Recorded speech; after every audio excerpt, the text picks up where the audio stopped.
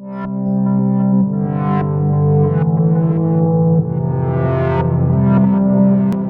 bellissima giornata di sport, una nuova location che ha dimostrato di essere molto adatta a questo tipo di gare, un'ottima organizzazione, una prima edizione che ci fa ben sperare anche per le prossime, per migliorare ancora sempre di più questa bella location, questa bella gara. Noi abbiamo sposato subito il progetto quando la Silca ci ha proposto l'evento, perché riteniamo anche noi che Caorle abbia tutte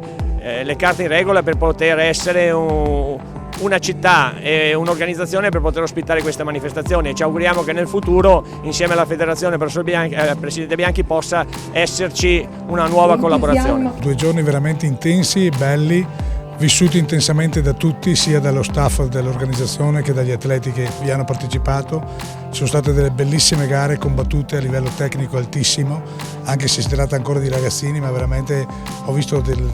bei gesti atletici e dei bei risultati in generale. Comunque è andato tutto bene, abbiamo avuto complimenti da tutte le parti e quindi direi che la prima di Caorle ha funzionato.